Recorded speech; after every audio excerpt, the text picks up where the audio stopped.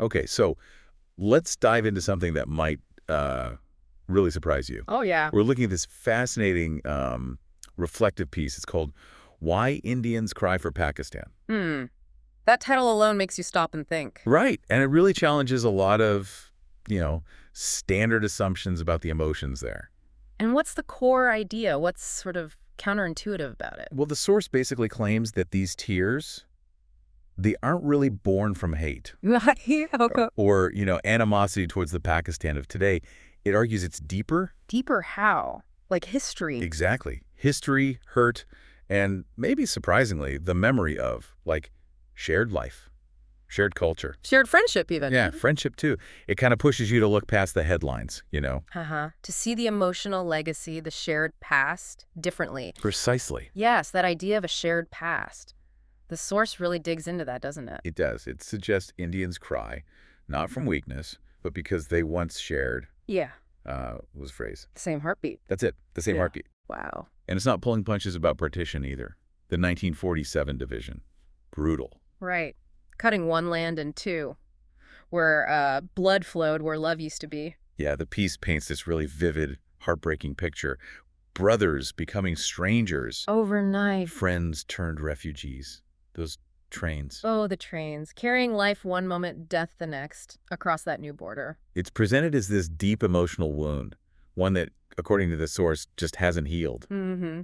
That historical trauma is immense. And the source doesn't ignore the conflict since then either. No, it mentions the wars, right? 47, 65, 71. Cargill too. Right.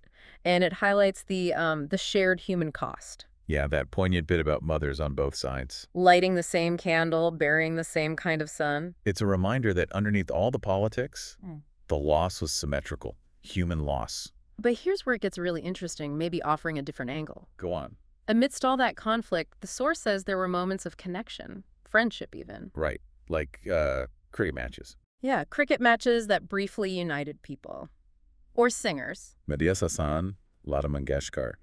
Voices crossing borders like they weren't there. Speaking of shared cultural language, it talks about shared stories, food. Linguistic echoes that still exist, quietly. On both sides of that Radcliffe line. And the source sees these not just as events, but like cracks in the wall. Proof that connection, culture, shared joy, it could still push past the politics, defy the borders. So the crying, as this piece sees it, Hmm. it's in it really for the political Pakistan of today. Mm-hmm. It's more like mourning. Yeah, mourning for the Pakistan that once lived inside India. Before borders, before blood, before blame. Wow. Crying for a kind of peace that feels just agonizingly out of reach. And for the memory of that time, when the shared past, the friendship, felt like it could win. Overcut the fear and division. And sometimes, as the source movingly wraps up, they cry for the dream. Yes, that powerful dream the source presents. A hope. What was it? That maybe one day these two hearts can beat as neighbors again. It's such a poignant summary, isn't it? This incredible mix. Yeah, deep historical pain, that profound sense of lost connection, lost shared identity. And yet still, a flicker of hope. A lingering hope for a different future. All drawn from this one reflective piece. So thinking about this complex relationship, what does this all mean for you, the listener? Yeah, this source leaves us with a powerful image.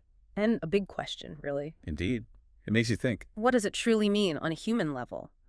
When such deep historical pain, such violent separation, Is tangled up with the memory of a shared past, a shared culture. and despite everything, this persistent hope for connection in the future. That's the powerful, complex emotional ground this source asks us to walk on. Makes you reflect.